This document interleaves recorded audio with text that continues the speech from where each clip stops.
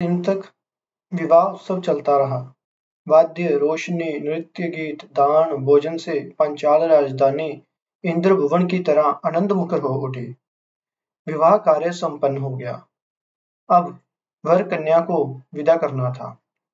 मेरे भाग्य की विडंबना कि मेरे पति अपने राज्य से विताड़ित हैं। प्राण रक्षा के निमित्त वह वनवासी बने फिर रहे हैं। पिता द्वारा दिया गया दान दहेज लेकर किस अरण्य में कहाँ रखें? प्रत्येक जमाता को स्वर्ण आभरण मंडित अश्वयुक्त एक सहस्त्र पताका विमंडित रथ, एक सहस्त्र श्वेत हस्ती हस्तियों पर स्वर्ण आवरण, उन पर लदे हीरा नीलम माणिक्य नाना भांति के विलास द्रव्य और सुंदर युवतियों दास दासी के रूप में उपहार प्रदान किया था। प्रत्येक जमाता के लिए मूल्यवान वस्त्र आभूषण उपहार स्वरूप थे। मेरे लिए विशेष रूप से एक सहस्त्र रथों पर मेरे प्रिय पुष्प लतकादि के कुंड, मेरे पोषित जीव जंतु, मेरा गृहद्वार, संगीत एवं विविध वाद्य यंत्र, भांति भांति के वस्त्रालंकार थे। पिता के मित्र राज्यों से बहुत कुछ भेंट स्वरूप आया। द्वारका के आदेश्वर श्री कृष्ण ने अनेक उपहार भेजे थे। उनमें नीलकांत मणि जटित एक मुद्रिका थी। साथ में माया नाम की एक परिचारिका भी आई थी। तब कृष्ण ने कहा, ये दो मेरी प्रिय वस्तुएं हैं। नीलकांत खचित मुद्रिका तुम्हें आशीर्वाद स्वरूप दे रहा हूँ। जो मुझे सर्व अधिक प्रिय है। स्वयं इसे व्यवहार करता रहा। इसमें एक विशेष गुण है, एकाग्र चित्त। इसमें खचित केंद्र स्थल की ओर कुछ क्षण देखने पर मन की अनेक दुविधाओं का समाधान हो जाता है। अत्यंत लावण्यमयी दासी माया की ओर संकेत कर गोविंद ने कहा, बाल्यकाल से अब तक ये मेरे पास रही। ये सदा मेरी सुख सुविधा का पूरा ध्यान रखती आई है। ये मुझे इतना चाहती है कि मेरे और किसी अन्य को अपने सिवा बर्दाश्त नहीं करती। शायद कोई मुझे हैरान करने लगे, अतः सदा मेरे साथ रहती है और उनके रास्ते के प्रति सजग रहती है।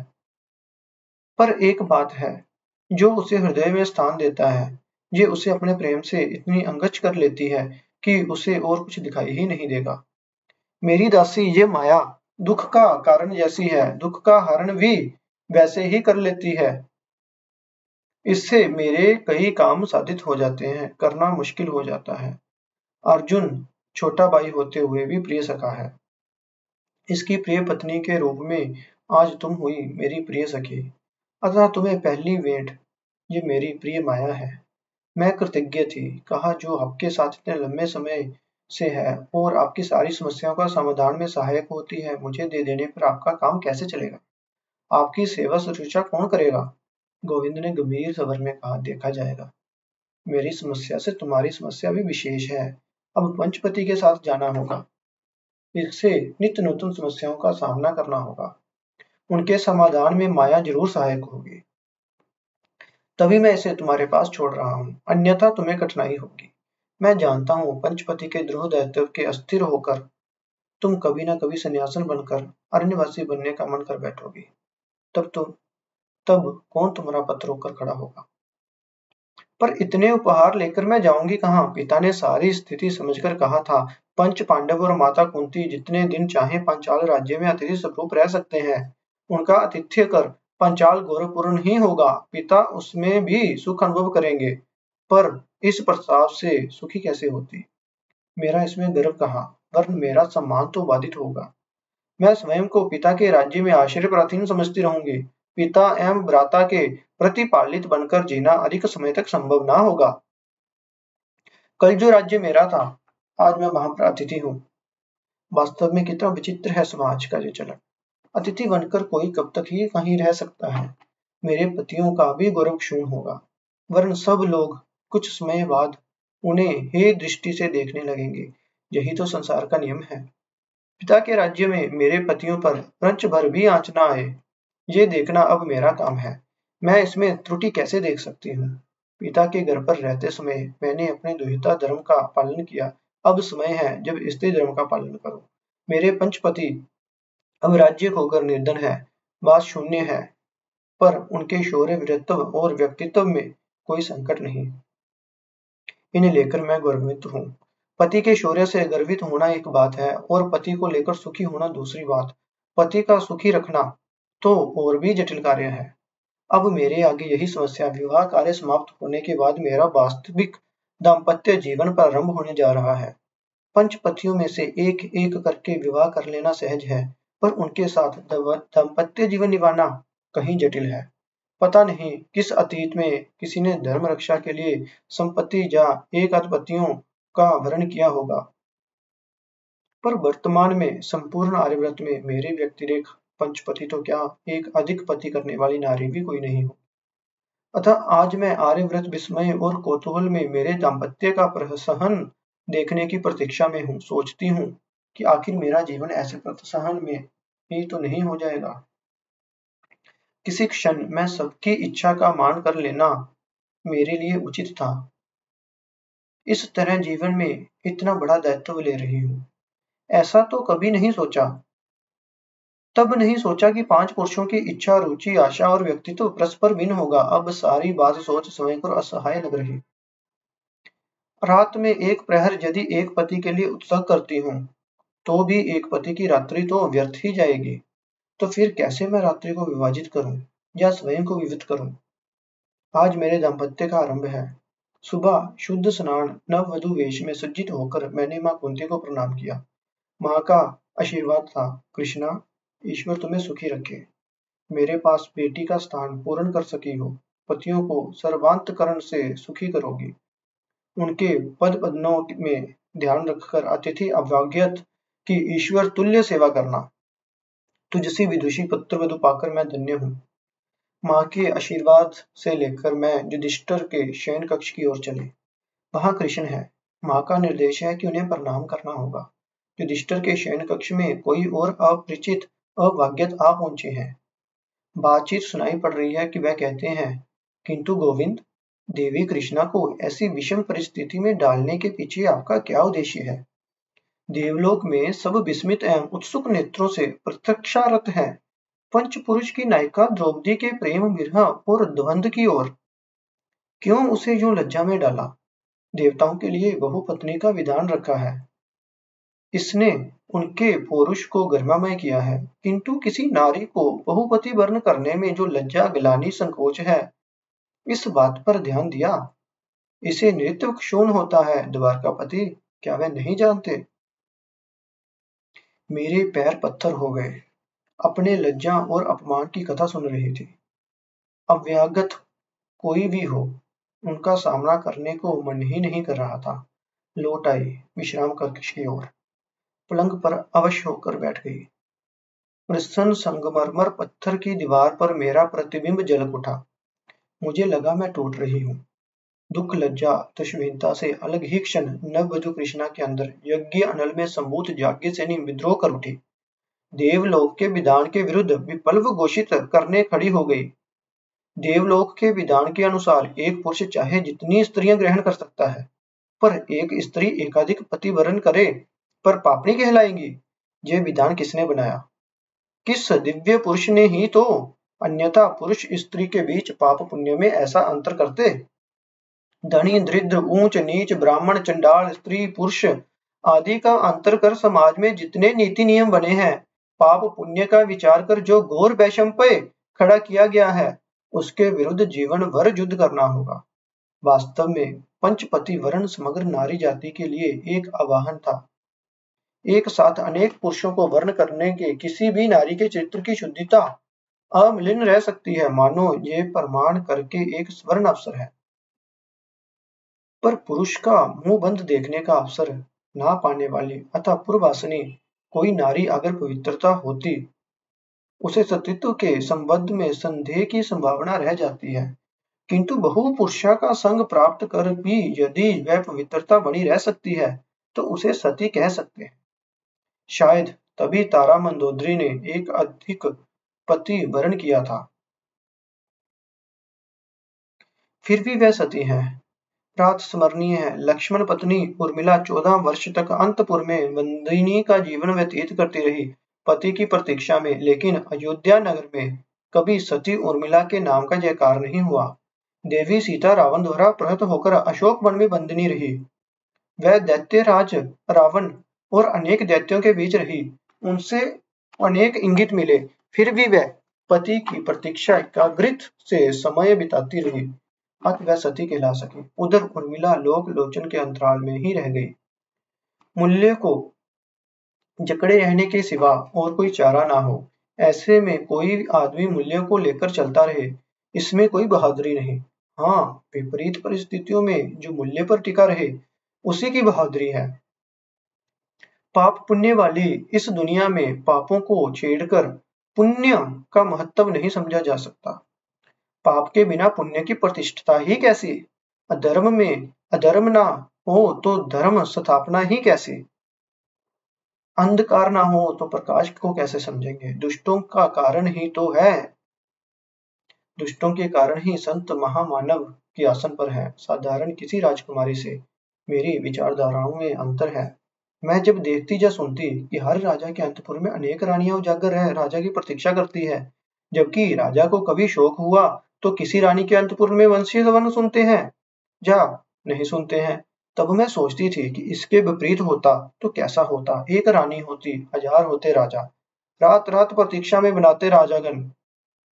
रानी जिसे अधिक प्रेम करती उसी के पास जाती। मेरी बात सुनकर सखियां हंसती। कुंवरानी, आप ये बातें मन में ही रखना, मुंह खोल दिया तो किसी से ना कहना, लोक निंदा होगी। सब कहेंगे देह से नहीं सही पर मन से तो राजकुमारी अस्त है। एक नारी अनेक पुरुषों का ग्रहण करे, कैसी अनहोनी बात सोच रही है। मैं खिज उठती। सती नारी असती नारी, इस तरह सत्पुरुष और असत्पुरुष शास्त्रों में क्यों नहीं? पुरुष का हृदय क्या सोने का बना है? क्या कभी पाप स्पर्श नहीं करके मलिन नहीं होता? शास्त्रकारों ने क्या सिर्फ नारी के लिए ही पाप की सूची बनाई है? आंखों के आगे कई दृश्य तैर गए। उफनती हुई जमुना नदी, धर्म नौका में बैठकर नदी पार करते समय महामुनि पराशर ने धीवर कन्या मत्स्यगंधा के रूप लावण्य पर मुग्ध होकर रत भिक्षा मांगी थी।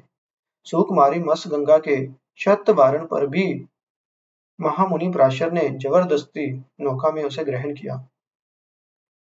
भरी जमुना, दोनों तीर पर यात्रियों का कोलाहल। पराशर अलौकिक शक्ति के अधिकारी, पथचारी यात्रियों के नेत्रों पर अपनी इस काम क्रीड़ा का गोपन रखने के लिए उन्होंने नौका की चारों ओर पल भर में झटका वलय बना दिया।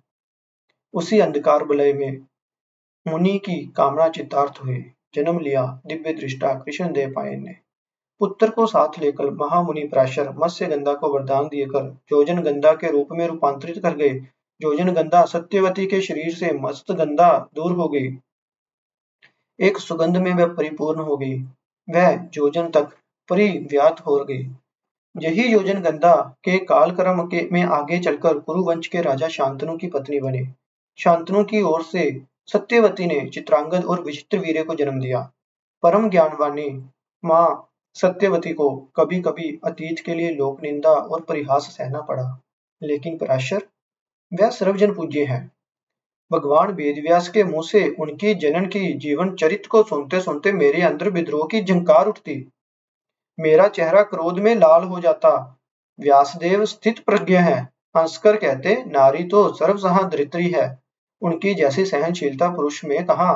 अत नारी के प्रति दोष रोष सहज है, पुरुष के प्रति ऐसा दोष रोष करने से पृथ्वी भर पर हिंसा चली रहती है। शायद तभी पुरुष की निंदा करना का साहस कोई नहीं करता। निंदा, अपवाद और गुस्सा के बीच अपनी चारित्रिक दृढ़ता बनाए रखकर मां सत्यवती आर्यव्रत में पूज्य महासती महिला स्वरूप है। काशीराज की 3 कन्याओं अंबा, अंबिका और अंबालिका का स्वयंवर हो रहा था। संवाद मिला शांतनु और गंगा के पुत्र देवव्रत को। अटल प्रतिज्ञा थी भीष्म की। उस समय चित्रांगद अविवाहिता अवस्था में ही मृत और विचित्रवीर्य विवाह के योग्य हो चुके थे। भीष्म साथ में विचित्रवीर्य को लेकर काशीराज की कन्या के स्वयंवर में उपस्थित हो गए। आर्यव्रत के अनेक छोटे बड़े राजा वहां थे। भीष्म समझ गए कि काशीराज की कन्याएं कभी विचित्रवीर्य के गले में वरमाला नहीं डालेंगी। क्षत्रिय धर्म की दुहाई देकर तीनों कन्याओं को विचित्रवीर्य से विवाह कराने के उद्देश्य से सभा मंडप से बलपूर्वक ले आए। भीष्म के बल से डरकर तभी किसी ने प्रतिवाद नहीं किया। हस्तिनापुर में आने के बाद अंबा ने भीष्म से स्पष्ट कह दिया कि वह बहुत पहले से ही वरपूर्वा नारी है।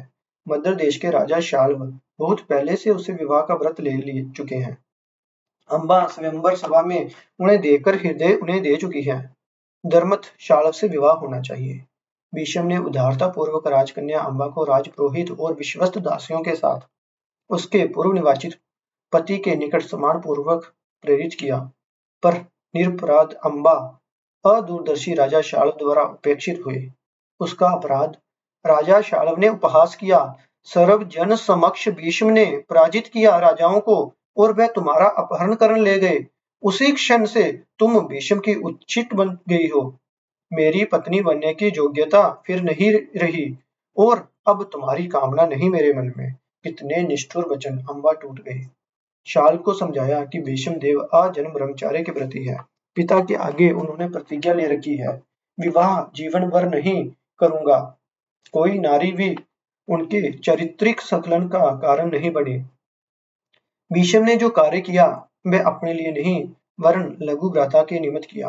अम्बा के प्रति उनके मन में तो निर्मल श्रद्धा और आशीर्वाद के सिवा कुसक्त कामना या दुर्बलता का लेश तक भी न था, किंतु पुरुष के अहंकार के आगे असहाय हो जाती है नारी। अम्बा के भविष्य की शाल्व को चिंता न थी। सीधे सीधे प्रत्याख्यान कर दिया। राजकुमारी अम्बा निराशायी हो गई। घोर अरण्य में जाकर ऋषि मुनियों से विचार विमर्श किया। अब पिता गृह जाना उन्हें उचित न लगा। अपनी दुर्दशा के लिए शांतनु पुत्र भीष्म को ही दोषी ठहराया। प्रतिशोध की भावना से कठोर तपस्या में मग्न हो गई। आर्यव्रत का कोई वीर न्याय दिलाने आगे नहीं आया। सिर्फ भोलेनाथ महेश्वर ने सुना, परंतु भीष्म ने इस जन्म में प्रतिशोध का वरदान भोलेनाथ ने अम्बा को नहीं दिया, पर जन्म के लिए वर दे दिया। हाँ, तब अम्बा भीष्म को पराजित कर सकेगी। वह समय कब आएगा? निराश्रित, उपेक्षित, उत्साहित, वीरहीन अम्बा के आगे विडंबित जीवन था। किसी चित्रौता नदी की अविरल धारा की तरह सुकुमार राजकन्या अकेली शिव के वर को पाथ्य के रूप में लेकर कितने दिन चलेगी? धैर्य खोकर अम्बा ने अनल में आत्माहुति दे दी और प्राण विसर्जित कर दिए। अगले जन्म में अम्बा की विडंबना कोई कम न थी। नारी रूप में कैसे वह भीष्म को परास्त कर पाती? मेरे पिता के औरस से जन्म लेकर भी पुत्र रूप में नपुंसक बनी। जन्म होते ही राजा द्रुपद ने आदेश दिया कि नवजावक को शिरच्छेद क्यों पुत्र जन्म का महोत्सव नहीं मनाया गया। मेरे बड़े भाई शिखंडी को देखने पर मन में अनुकंपा की जगह क्षोभ भर जाता है। शिखंडी की कांत कोमल ललित रूप शोभा मैं झांक रही थी। उपेक्षित उपहासित राजकन्या अम्बा बिना अपराध के ही उन दो मानव जीवनों की अभिशप्त हो गई, सिर्फ इसलिए कि वह नारी थी। अम्बा ने समाज से धर्म और अधर्म अविचार का विलाप करने वाले अनल शिखा से जन्मी थी। अत अम्बी को आहुति के विरुद्ध मेरे अंदर विद्रोह कैसे नहीं जागता? अम्बा तो आत्माहुति देकर एक नारी जन्म से मुक्ति पा गई। अन्य दो बहनें रह गई, अंबालिका और अंबिका। उनकी दशा और भी विषादपूर्ण रही। विचित्र वीर्य तो अपुत्रिक ही परलोक सिधारे। कुवंश के एकमात्र दयाद भीष्म चिरकुमार, कैसे रक्षा हो इस वंश की? क्या वंश डूब जाएगा? माता सत्यवती के उपदेश से वंश रक्षा के निमित्त अन्य पुरुषों द्वारा पुत्रवती बनने के लिए एक तरह से अंबिका और अंबालिका को बाध्य होना पड़ा। पुराण वचन सुनाकर सत्यवती ने समझाया, कितना ही तप करो संतान बिना सदती नहीं होती। फिर अनेक दृष्टांत देकर बताया, स्वामी के औरस से पुत्र ना पाने पर अन्य 8 प्रकार से नारी पुत्र उत्पन्न कर सकती है और समाज उसे स्वीकार करता है। इनमें से एक मार्ग है पर पुरुष द्वारा पुत्र उत्पन्न करना। अतः व्यासदेव चाहे जेठ हो, उन्हें स्वीकार करना होगा। हस्तना के राजवंश की रक्षा करनी होगी। वैसा ही हुआ। व्यासदेव के औरस से अंबिका और अंबालिका ने जन्म दिया धृतराष्ट्र और पांडु को। धृतराष्ट्र थे अंधे और पांडु थे रुग्ण। अत सत्यवती ने पुनः अनुरोध किया व्यासदेव को कि अंबिका एक और गर्भधान करें। अंबिका ने प्रारंभ में ही इस प्रकार से पुत्र प्राप्ति का विरोध किया था। अतः पुण्य व्यासदेव से पुत्र प्राप्त करने के लिए अपनी दासी को वेश बनाकर व्यासदेव के पास भेज दिया। दासी के गर्भ से व्यासदेव की औरत से जन्मे असाधारण बुद्धिमान धार्मिक पुत्र विदुर। अंबिका ने भय से औरस की लज्जा और दुख से जमुना में प्राण विसर्जित कर दिए। फिर भी अंबिका एवं अंबालिका को कई बार उपहास सहना पड़ा। अन्य पुरुष के पुत्र को गर्भ में धारण करने के कारण निंदित भी होना पड़ा। यहाँ तक कि कुंती ने पति के उपदेश पर शिरोधार्य कर विभिन्न देवताओं के वरस से पुत्र उत्पन्न किए। अत कई बार वह भी उपहासित हुई। ये सब बातें सोचकर लगता है पाप पुण्य का विचार। नारी पुरुष के लिए सम्मान होना तो सामाजिक अत्याचार में नारी जाति उत्पीड़न नहीं होती। सखियों के साथ चर्चा में मैं कई बार कह डालती, जरूरत पड़ने पर मैं भी एक अधिक पति ग्रहण करके दिखा सकती हूँ कि नारी एक अधिक पति ग्रहण कर भी विश्वस्त अनुगत सती हो सकती है। हालांकि तब बात इतनी गहरी नहीं सोची थी। भावा वेश में कह डालती, क्रोध में ऐसा कहना फिर अभ्यास हो गया। मेरा तर्क सुनकर व्यासदेव मंद मंद मुस्कुरा उठे। मेरा अदृष्ट मेरे साथ आंख मिचौनी खेल रहा था। मुझे इसका क्या पता। मेरे जीवन में जब जब विडंबित स्थिति उपस्थित हो गई तो मैंने इस नारीत्व को भिक्षा के रूप में ग्रहण किया। समग्र नारी जाति के लिए एक था आवाहन, युधिष्ठिर परीक्षा के रूप में। युधिष्ठिर और माता कुंती के आदेश को मैंने चुपचाप स्वीकार कर लिया। क्या करूं, किसका आदेश पहले पालन करूं। इसी बीच एक सखी अर्जुन का संदेश लेकर पहुंच गई। वे पाठागार में प्रतीक्षा कर रहे हैं, कोई पंडित आए हैं, शास्त्र चर्चा करेंगे। ऐसे समय मेरी उपस्थिति उचित होगी, ये सोचकर बुलाया है। मैं चुपचाप सोच रही थी कि एक सखी नकुल का निर्देश लाई है। अश्वशाला में दहेज के घोड़ों की परीक्षा कर रहे हैं वो। अत मेरी उपस्थिति चाहिए। ठीक इसके बाद सहदेव की सूचना मिली, बुला रहे हैं। अब पांचाल देश में रहना उचित होगा या नहीं, इस बात पर वह मेरे साथ परामर्श करना चाहते हैं, क्योंकि व्यासदेव ने उन्हें बताया कि मैं दिव्य दृष्टि हूँ। यही से तो विडंबित जीवन शुरू होता है। अब पंचपतियों के निर्देश मानने होंगे, सबको यथाविधि सम्मान प्रदर्शित करना होगा, किसी की उपेक्षा से नहीं चलेगा। मैं चाहती भी नहीं थी कि किसी की उपेक्षा करूं। तो पहले युधिष्ठिर की बात, वह ज्येष्ठ है, वह इस परिवार के कर्ता हैं। उनके कक्ष की ओर अग्रसर हो रही थी कि मेरा रास्ता रोककर मेरी नई सखी माया खड़ी होगी। सखी भीम बहुत समय से प्रतीक्षा कर रहे हैं, उनका क्रोध संभाल सकेंगी। फिर अर्जुन मानी है, उनका दुख संवरण कैसे होगा। वह कहेंगे तो कुछ नहीं, युधिष्ठिर के पास पीछे जाने से चलेगा। पहले भीमसेन को तुष्ट करना उचित होगा। मैं द्वंद्व में पड़ गई। सारी बातें जानती हूँ। तुरंत न्यायस्थ युधिष्ठिर की आज्ञा पहले माननी होगी, फिर भीम, तब नकुल। न्याय और नियम को पढ़कर दाम्पत्य जीवन के मिलन विरह राग द्वेष नहीं चलते। मंदिर में, विद्यालय में, सभा मंडप में, युद्ध क्षेत्र में नीति अनीति, धर्म अधर्म की चर्चा होती है, उसे मानना पड़ता है। परंतु प्रेम व्यवहार में ये सब नहीं चलता। कभी कभी सीधे रास्ते से हटकर बांका तिरछा चलना पड़ता है। दाम्पत्य जीवन कोई भाइयों वाला बंटवारा है तो नहीं, जो बड़े भाई छोटे भाई के अनुपात में अपना स्नेह, ममता, प्रेम और मान का बंटवारा कर पांचों भाइयों को उनका हिस्सा थमा देंगे। माया बात कहते कहते होठ दबाकर मुस्कुरा उठे। मैं विचलित हो रही थी, चिंता में भरी युधिष्ठिर के कक्ष में जा रही थी। महर्षि नारद और गोविंद को प्रणाम किया। नारद ने आशीर्वाद दिया, गोविंद ने स्नेहमय दृष्टि से निक्षेप व शुभेच्छा प्रकट की। दूत क्रीड़ा का सारा आयोजन किए बैठे हैं युधिष्ठिर। मध्य मुस्कुराकर बोले, बैठो पांचाली, आज तुम्हारे सामने मेरी और गोविंद की दूत क्रीड़ा की प्रतियोगिता होगी। गोविंद कहते हैं ये संसार उन्हें खेल सा लगता है, दूत तो उसकी तुलना में कुछ नहीं। अत वह सोचते हैं कि इसमें जयी होंगे। आज परीक्षा हो जाए। मैंने संभ्रम में कहा, मुझे कुछ समय दे, आपके छोटे भाई मेरी उपस्थिति चाहते हैं, उनसे भेंट करके आती हूँ, फिर आपकी दूत क्रीड़ा देखूंगी। अन्य भाई किस लिए बुला रहे हैं? गोविंद ने जानना चाहा। मैंने प्रकट कर दिया। सुनकर वह हंस पड़े।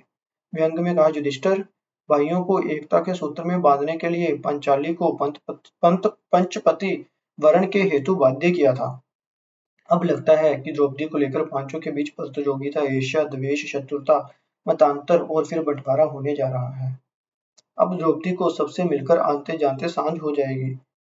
सिर्फ भीम के पास दिन भर रुक जाएगी। तुम्हारी दूत क्रीड़ा होगी कैसे? ये तो प्रारंभ ही है। प्रतिदिन द्रौपदी की सेवा, सहचर्य, सानिध्य और सत्संग पांचों भाई चाहेंगे। इसमें अस्वाभाविक भी क्या है? पर इसी से पांचों की एकता नष्ट हो जाएगी। युधिष्ठिर ने दृढ़ स्वर में कहा, मेरे भाई मुझे ईश्वर के जैसे मानते हैं।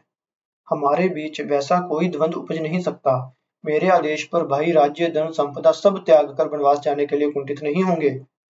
नारद ने हंसकर कहा, राज्य, धन, संपदा का त्याग सहज है, पर वर नारी द्रौपदी का मोह त्याग करना इतना सरल नहीं होगा। सुंद और उपसंद की बात तो आप जानते ही होंगे।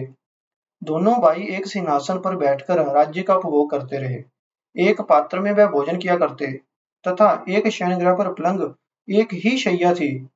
फिर भी सुख, शांति और एकता नहीं रही। आखिर एक नारी तिलोत्तमा को लेकर दोनों एक दूसरे की हत्या कर दी। मैं भय और आशंका से सिर उठी। गोविंद ने शांत स्वर में कहा, नारद, वचन सत्य है। नारद ने चिंता में फिर कहा, कृष्णा के जन्म के समय देववाणी हुई थी, वह क्षत्रिय संहार का कारण बनेगी। पांडव वही क्षत्रिय तो नहीं, मुझे तो डर लग रहा है। दूसरों की बात छोड़े, भीम ही अगर द्रौपदी ने उनकी बात ना रखी तो पांडवों सहित द्रौपदी को गदा प्रहार से चूर्ण नहीं कर देंगे वो। क्रोध तो घोर चंडाल है उनका। फिर भीम का क्रोध हो, कुछ न कहना ही उचित होगा। मैंने भय से कातर होकर पूछा, देवऋषि, आपकी बात मुझे विचलित कर रही है। मैं भी अनुभव कर रही हूँ कि एक अधिक पति के साथ उचित सेवा नहीं पा सकेंगे। बहुत मुश्किल से काम है। गोविंद जैसे परम ज्ञानी पुरुष जहाँ उपस्थित हैं, तो इस बारे में कोई उचित व्यवस्था हो जानी चाहिए। इससे भविष्य में मेरे कारण पांडवों के बीच कोई द्वंद्व पैदा ना हो। नारद ने हंसकर कहा, बेटी, ये सब तो तुम्हारी व्यक्तिगत बातें हैं। पति पत्नी के बीच किसी तीसरे की भूमिका ना ही रहे तो अच्छा है। वह ही इस बार में कोई सूत्र निकाल सकते हैं। पति पत्नी और वह में पटु हैं, कोई चाहे तो नर नारी विचार भी कह सकता है। मैंने गोविंद की ओर देखा। मेरी आंखें की लाचारी भी गोविंद की आमोद दे रही थी। हंस रहे थे। मैंने कहा, गोविंद, आप अपनी असुविधा वर्णित कर दे। माँ से सुना है कि आप जब जो करते हैं मंगल ही करते हैं। माया एकदम मेरे पास खड़ी है। विवाह के बाद सदा छाया की तरह साथ रहती है। कदम कदम पर मेरे सहायक। मैंने देखा गोविंद इंगित में माया से कुछ कह रहे हैं। मैं कुछ समझ ना सकी। माया ने मेरी ओर देखा। सखी, एक समय में एक अधिक पति की पत्नी की भूमिका में उतरना अत्यंत पीड़ादायक और निंदनीय है। अतः आप बारी बारी से एक वर्ष एक पांडव की पत्नी बनकर भूमिका ग्रहण कीजिए। नारी होती है जननी, जया और भागिनी।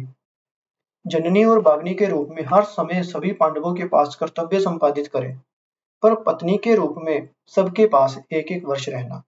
पांडव 5 भाई 5 स्वभाव के हैं। वर्ष भर में एक ही प्रकृति से मेल बिठाकर चलने के लिए मानसिक प्रस्तुति का अवसर मिल जाएगा।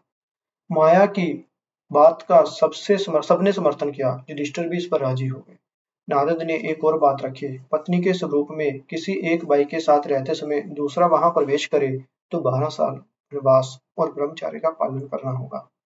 ऐसी शर्त उनके दाम्पत्य जीवन को श्रृंखलित और सुखद कर सकेगी। आज के लिए इतना ही।